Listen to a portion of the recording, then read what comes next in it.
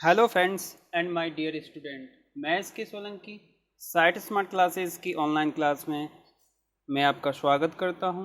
तो आज हम इस क्लास में पढ़ने जा रहे हैं मेंसुरेशन, जिसका मतलब होता है क्षेत्र मिति। उससे पहले कुछ जानकारी यहाँ पे दे देते हैं। तो हमारे यहाँ पे रेगुलर बैच चल रहे हैं। उससे पहले आपको डेमो के लिए रजिस्ट्रेशन कराना पड़ेगा यूट्यूब और हमारे खुद के कोचिंग के ऐप पर भी आप डेमो क्लासेस देख सकते हैं। प्ले स्टोर से साइट स्मार्ट क्लासेस के नाम से हमारा ऐप भी डाउनलोड कर सकते हैं। हमारे यहाँ पर जीएस के लिए देवेंद्र शर्मा सर हैं, 2 बार पीएससी मेंस लिख चुके हैं, इंटरव्यू दे चुके हैं, नेट क्वालिफाइड हैं, 8 ईयर टीचिंग एक्सपीरियंस है, इनके बारे में सभी जानते हैं। और मैं S K Solanki GATE 2011 qualified but not selected, mechanical maths and reasoning ये हमारे सब्जेक्ट है। 6 ईयर टीचिंग एक्सपीरियंस है, साइंस भी हमारा सब्जेक्ट है। और अभी जो बैच चल रहे हैं हमारे पास रेगुलर बैच भी है और एक स्टेट एग्ज़ाम के लिए टारगेट बैच भी चल रहा है। मैथ्स अर्थमेटिक प्लस एडवांस दोनों हैं, रीजनिंग वर्बल और नॉन वर्बल दोनों हैं, वो मेरे द्वारा कंप्लीट कराई जाएंगी। यानी कि maths reasoning GS complete batch है और एमपी पुलिस वगैरह इसके सिलेबस अपन करा चुके हैं एक बार। पटवारी का टारगेटेड है और रेलवे ग्रुप डी भी टारगेटेड है। यदि हम कोई की फीचर्स की बात करें तो 0 to हीरो फुल कंसेप्ट रहते हैं रेगुलर बैच में, और यहाँ पर 7 to 80% क्वेश्चंस होते हैं, with in 2 to 20 second solve हो जाते हैं टाइम लिमिट में। क्लास नोट फैसिलिटी भी है, वीकली प्रोग्रेसिव टेस्ट भी यहाँ पे कराया जाता है, ऑनलाइन ऑफलाइन दोनों। Teaching with the project, this is the best features of our classes इन सबलगढ़। तो प्रोजेक्ट के द्वारा क्लास होती हैं, इसमें बहुत ही आसान होता है चीज़ों को एक्सप्लेन करना। ध्यान रखना, बार बार नहीं, केवल एक बार पढ़ें, दिस इज़ आवर टैगलाइन। यदि आप रेगुलर पढ़ते हैं तो आपको कहीं भटकने की ज़रूरत नहीं है, एक ही बार में बहुत अच्छे लेवल तक आप कंसेप्ट क्लियर कर सकते हो। तो अभी हमारी जो ब्रांचेज हैं कैलारस में भी है, नारायण प्लाजा में, पहले पंथ मार्ग में थी, अभी पुरानी सब्जी मंडी नारायण प्लाजा पे हमारी ब्रांचेज है। और मुख्य ब्रांच सबलगढ़ सेंटर नंबर 5 में है। यहाँ पे जादौन बिल्डिंग यानी मंदिर के पास यहाँ पे ब्रांच है, वहाँ पे भी कोर्सेज अब शुरू हो चुके हैं। तो आज शुरू करते हैं। तो आज हम बात करने जा रहे हैं एडवांस मैथ का टॉपिक है, बहुत ही बेहतरीन टॉपिक है जिसका नाम है मेंसुरेशन।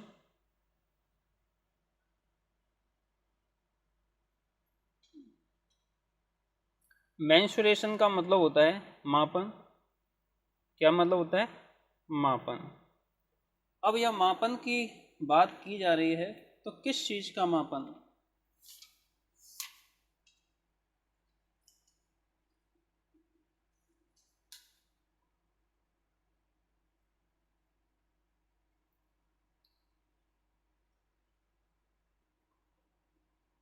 तो मेजरमेंट का मतलब मापन होता है, मेंसुरेशन का मतलब होता है क्षेत्र मिति। क्या मतलब होता है? क्षेत्र मिति। क्षेत्र से मतलब होता है क्या? एरिया। और मिति का मतलब होता है मापन, यानी मेजरमेंट, यानी क्षेत्र का मापन।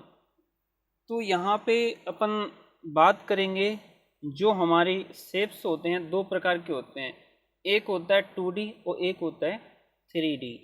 यहाँ D से क्या मतलब है? डायमेंशन। D से क्या मतलब है? डायमेंशन। 2D को बोलेंगे अपन क्या? 2 डायमेंशनल फिगर, जिसमें 2 विमाएँ होती हैं। क्या? जिसमें 2 विमाएँ होती हैं। जैसे कि बात करें इसमें ये चौड़ाई और ये लंबाई, तो इन दोनों को मिला के क्या बना? क्षेत्रफल। इसमें क्या है? ये लंबाई है और ये चौड़ाई है, यानी विड्थ है, तो इसका क्षेत्रफल होगा W इंटू N होगा। तो ये कौन सी आकृति है? 2D, 2 dimensional. ठीक है, 2D में क्या होता है? क्षेत्रफल होता है। और अगली आकृति होती है वो 3D होती है, इसका मतलब होता है 3 डायमेंशनल। थ्री डायमेंशनल फिगर कैसे होते हैं, ये टू डायमेंशनल, यदि इसमें एक और डायमेंशन आ जाती है तो ये हो जाता है तुम्हारा 3D फिगर। तो इसमें ये लंबाई और ये यहाँ से यहाँ तक चौड़ाई और ये ऊंचाई ले सकते हैं, हाइट, और इसे अपन विड्थ यानी चौड़ाई बोल सकते हैं। तो ध्यान रखना इसमें कितनी चीज़ हो गई, ऊंचाई, लंबाई और ये चौड़ाई। तो इसलिए ये फिगर होते हैं, कैसे होते हैं, टू डायमेंशनल, थ्री डायमेंशनल होते हैं। तो हमारा जो क्षेत्रमिति होती है ना, क्षेत्र का मापन होता है, तो या तो अपन 2D में करते हैं या 3D में करते हैं। तो इसमें दो प्रकार के फिगर हो रहे हैं, 2D और 3D।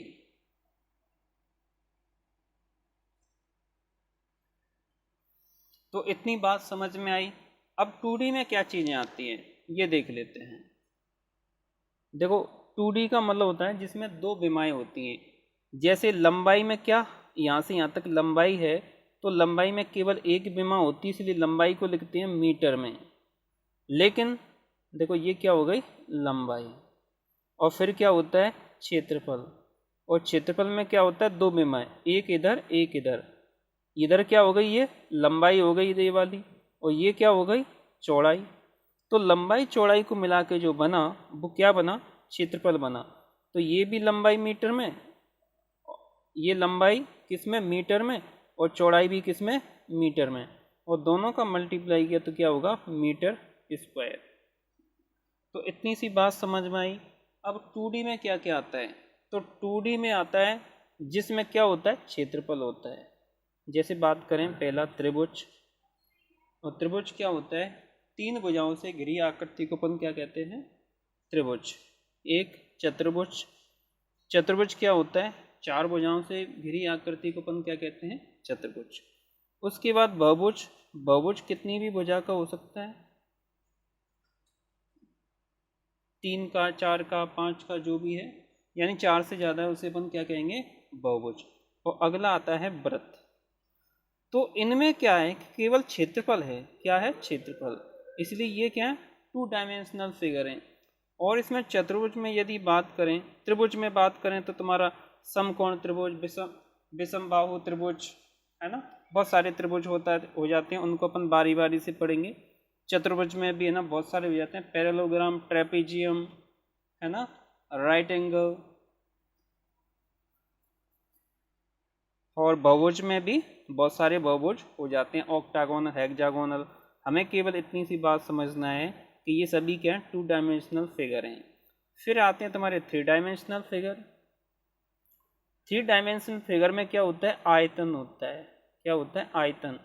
आयतन को कहते हैं वॉल्यूम, क्या कहते हैं, इंग्लिश में वॉल्यूम कहते हैं। इसमें क्या क्या आता है, तो देखो इसमें आता है गोला, ऐसे त्रिभुज से क्या बनेगा, प्रिज्म बनेगी। पहले अपन यहाँ पे ले लेते हैं क्या, घन, ये क्या हो गया, घन, और ये घनाभ, यानी कि ये ठोस होते हैं, घन, घनाभ, शंकु, क्या ये क्या हो गया, शंकु। ये सभी क्या है, थ्री डायमेंशनल फिगर हैं। बेलन है, ठीक है, बेलन, ये सभी किस में आते हैं, थ्री डायमेंशनल से। गोला, और यहाँ पर अर्धगोला यानी सेमी स्फीयर, ये थ्री डायमेंशनल फिगर हैं, ये टू डायमेंशनल फिगर हैं। ध्यान रखना क्षेत्रपति में जो शेप्स रहते हैं या आकृति होती हैं 2D और 3D रहती हैं। अब इनको अपन डायरेक्ट समझ लेते हैं बुक से, लिखने में बहुत सारा टाइम लग जाएगा। तो देखो ये राकेश यादव की बुक है, इसमें इस प्रकार डिवाइड किया गया है। यहाँ से अपन देख लेते हैं डायरेक्ट। तो देखो यहाँ पे क्षेत्रमिति मैंने बताया था दो प्रकार की होती है, टू डायमेंशनल, द्विविमीय हिंदी में कहते हैं। तो इसमें देखो इसमें 3D और 2D, और 2D में क्या होता है, जो समतल आकृति होती हैं। तो ये अभी हमने जो आकृति यहाँ पे देखी तो ये समतल हैं, यानी इनमें कोई मोटाई नहीं है, इसकी लंबाई और चौड़ाई है। तो इनमें क्या होता है, क्षेत्रफल होता है, ये सभी समतल आकृति हैं। और ये क्या है, ठोस आकृति है जिसमें आयतन होता है। अब यहाँ पे देखो 2D में क्या आ गया, तुम्हारा त्रिभुज, और त्रिभुज भी अगर आगे अपन डिवाइड करें तो बहुत सारे होते हैं। त्रिभुजों को दो आधार पर डिवाइड किया जाता है, कोण के आधार पर और भुजा के आधार पर। भुजा के आधार पर क्या, समबाहु, विषमबाहु, समद्विबाहु। कोण के आधार पर न्यून कोण, समकोण, अधिक कोण, ये होते हैं, उसे अपन आगे देखेंगे। त्रिभुज भी 2 डायमेंशनल फिगर है। चतुर्भुज क्या होता है, 4 भुजाओं से घिरी आकृति को चतुर्भुज कहते हैं। आगे चतुर्भुज, समांतर चतुर्भुज, समलंब चतुर्भुज, फिर आयत, वर्ग, समचतुर्भुज, इसमें डिवाइड किया जा सकता है। और अगला है बहुभुज, अगला है वृत्त। तो ये सभी क्या 2 डायमेंशनल फिगर हैं। अब हम बात करते हैं 3 डायमेंशनल फिगर। ये तुम्हारे 3 डायमेंशनल फिगर हैं क्या, घन, क्यूब, घनाभ, क्यूबॉइड, वर्ग आधारित पिरामिड, ठीक है, त्रिभुजाकार प्रिज्म, त्रिभुजाकार आधारित पिरामिड, त्रिभुजाकार प्रिज्म। तो ये सभी शेप्स अपन आगे पढ़ेंगे इनके बारे में। तो यहाँ से हमने केवल ये समझा कि हमारे फिगर होते हैं 2 प्रकार के होते हैं, 2 डायमेंशनल और 3 डायमेंशनल, 2 डायमेंशनल और 3 डायमेंशनल। तो अब इसमें अपन एक साइड से समझते हैं, सबसे पहले ट्राइंगल को। ध्यान रखना टॉपिक कौन सा चल रहा है, मेंसुरेशन, मतलब क्षेत्रमिति।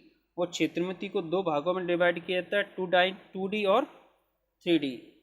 तो अब हम समझते हैं डायरेक्ट, यहाँ से शुरू करते हैं ट्राइंगल से। त्रिभुज,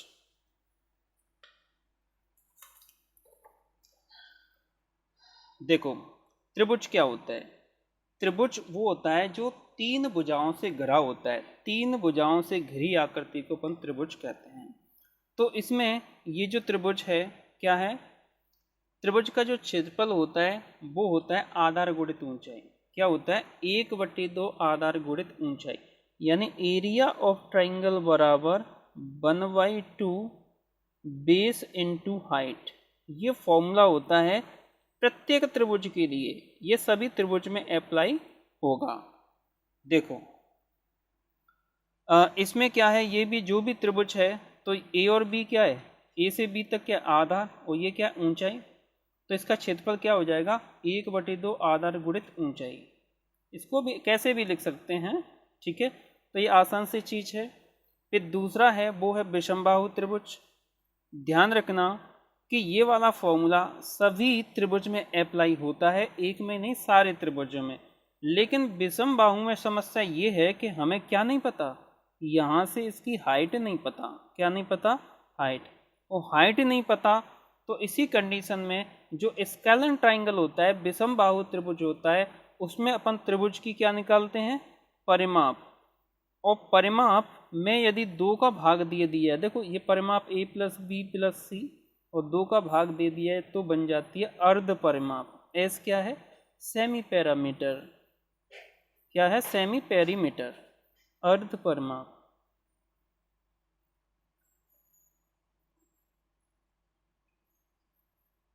ठीक है, तो इसमें ध्यान रखना जो एस होता है वो सेमी पैरामीटर होता है, और त्रिभुज का क्षेत्रफल क्या होता है, S, S - a, S - b, S - c। इसको आगे जरूरत पड़ी अपन ड्राइव भी करेंगे, लेकिन अभी तक इतना काफ़ी है। अगला है समकोण त्रिभुज। देखो इसमें क्या है कि तीनों भुजाएं अलग अलग होती हैं, ए बी सी, तो इसलिए विषमबाहु त्रिभुज है। और इसमें क्या है, समकोण त्रिभुज। समकोण त्रिभुज में एक कोण होता है वो 90 का होता है, ये निश्चित है। तो इसमें ये लंब हो जाएगा, ये आधार हो जाएगा। हाँ, अभी हमने ये फॉर्मूला देखता 1/2 आधार गुणित ऊंचाई, तो वही इसमें लग रहा है। 1/2 आधार क्या है, b, और ऊंचाई क्या है, p, तो ये हो गया b × p। तो यही वही वाला फॉर्मूला है। अपन बात करते हैं समद्विबाहु त्रिभुज। समद्विबाहु से मतलब होता है जिसकी 2 भुजाएं समान हो।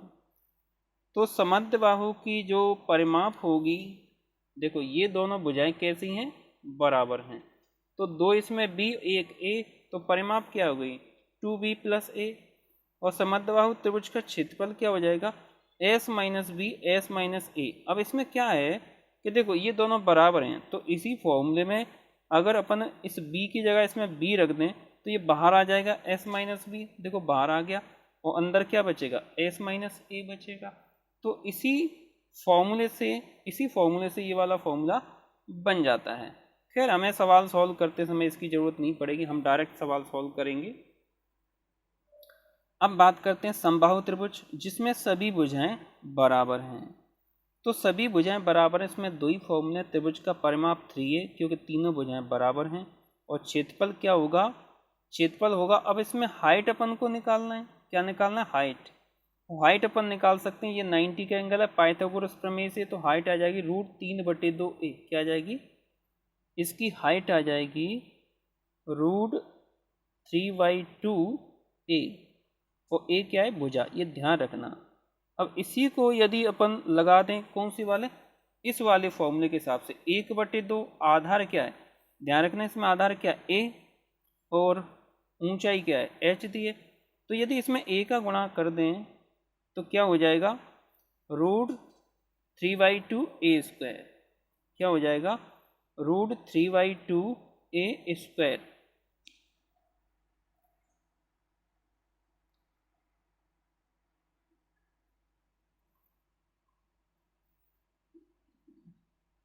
तो त्रिभुज का क्षेत्रफल हो जाएगा √3/4a²। क्यों, क्योंकि देखो यहाँ से देखो, इस वाले फॉर्मूले को देखो जरा, a बराबर क्या है, 1/2 आधार क्या a, ऊंचाई क्या है, √3/2a। तो a मिलकर क्या हो गया, वर्ग, और 2 कितना हो गया, 4। तो हमारा फॉर्मूला बन गया क्या, √3/4a², ये वाला। ठीक है, खैर हमको कोई भी फॉर्मूला याद नहीं करना, ये ऐसे ही डायरेक्ट हो जाएंगे।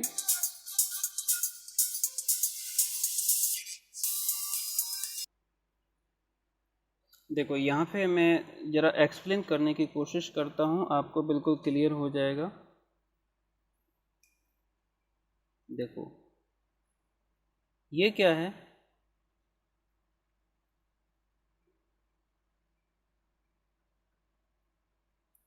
समबाहु त्रिभुज है जिसकी सभी भुजाएं बराबर हैं, यानी ये भुजा, ये भुजा और ये भुजा बराबर। तो हमने क्या किया, यहाँ से एक लंबा डाला। अब ये भुजा यहाँ से यहाँ तक a है, तो ये क्या होगा, a/2, और ये क्या है a, और ये क्या है, यहाँ से यहाँ तक जो डिस्टेंस है वो क्या, h। तो इसमें ये 90 का एंगल है, तो हम पाइथागोरस प्रमेय लगा सकते हैं। तो क्या हो जाएगा, h बराबर होगा, ये कर्ण है, कर्ण का वर्ग माइनस आधार का वर्ग, यहाँ h² होगा। तो यहाँ h = आ जाएगा, देखो ये हो जाएगा a² माइनस a²/4। तो यहाँ से बचेगा कितना,